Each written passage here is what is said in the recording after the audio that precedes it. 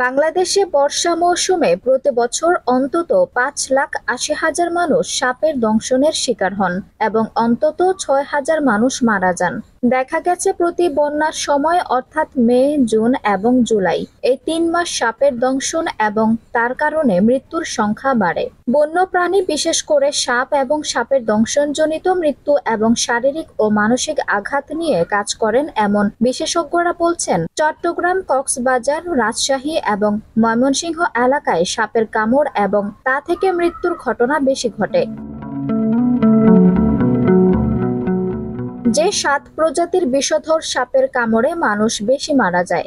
নায়া নায়া, এটি কোবরা বা গোখরা প্রজাতির সাপ। এর বৈজ্ঞানিক নাম নায়া নায়া। এটি স্থলভূমির সাপ। এটি ফনা তোলে এবং এর ফনার চশমার মতো 2টি বলয় থাকে। দেশের পশ্চিম অংশে অর্থাৎ রাজশাহী অঞ্চলের দিকে প্রধানত এ সাপের বসবাস। কিং কোবরা বা শঙ্খচূড়, একে রাজগোখরাও বলা হয়। ভয়াবহ বিষধর এই শঙ্খচূড় অন্য গোখরার তুলনায় আকৃতিতে বেশ লম্বা। এর ফনায় অন্য গোখরার মতো চশমার মতো বলয় থাকে না। শঙ্খচূড় বাংলাদেশ, ভুটান, বার্মা, কম্বোডিয়া, চীন, Bharat, Indonesia, Nepal, Philippines, Singapore, Thailand এসব দেশে বেশি দেখা যায়। এই সাপ ঘন জঙ্গল ও পাহাড়ি এলাকায় থাকতে পছন্দ করে। ক্রেট বা শঙ্খিনী, এই সাপকে শঙ্খিনী এবং শাকিনী সাপ নামেও ডাকা হয়। পৃথিবীতে ক্রেট বা শঙ্খিনী জাতের সাপের মোট 8টি প্রজাতি রয়েছে। এর মধ্যে 5টি প্রজাতি বাংলাদেশে পাওয়া যায়। এই ক্রেট জাতের সাপকে স্থানীয়ভাবে কেউটেও বলা হয়। সাপ বাড়ির আশেপাশে বা লাকড়ির মধ্যে শুকনো জায়গায় থাকে। কালো নাইজার, এটিও শঙ্খিনী জাতের সাপ এবং বাংলাদেশে প্রচুর সংখ্যায় রয়েছে এই সাপ। এটি চট্টগ্রাম ও সিলেটের পাহাড়ি অঞ্চল, নোয়াখালী এবং সুন্দরবন অঞ্চলে দেখা যায় বেশি।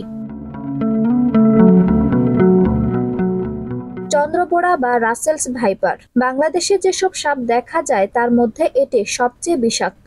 এই সাপটি প্রায় 100 বছর আগে বাংলাদেশ থেকে প্রায় বিলুপ্ত হয়ে গিয়েছিল, অর্থাৎ পরপর কয়েক দশকে এর কোনো একটি সাপেরও দেখা মেলেনি। কিন্তু গত 10 থেকে 12 বছর আগে থেকে আবার এই সাপের দংশনের ঘটনা ঘটার প্রমাণ দেখা যায়। এটি কুণ্ডলি পাকিয়ে থাকে এবং এতে প্রচন্ড বেগে শিকারকে ছোবল মারে। পালিয়ে যাওয়ার আর কোনো উপায় থাকে না। এর বিভিন্ন প্রজাতি রয়েছে, যারা খামার বাড়ি থেকে শুরু করে গভীর জঙ্গল পর্যন্ত বসবাস করে।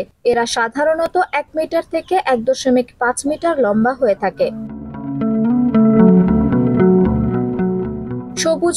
সবুজ বোড়া বা গ্রিন ভাইপার সাপকে স্থানীয়ভাবে গালটাউয়া সাপও বলা হয়। এর মাথার অংশ মোটা বলে এই নামকরণ। এই জাতের মোট 6টি প্রজাতি বাংলাদেশে দেখা যায়। এই সাপ সুন্দরবন এবং পাহাড়ি এলাকার জঙ্গলে থাকে বলে এটি মানুষের মুখে, মাথায় এবং গায়ে দংশন করে। আঞ্জুম হক আরবি, টাইম নিউজ ডেস্ক।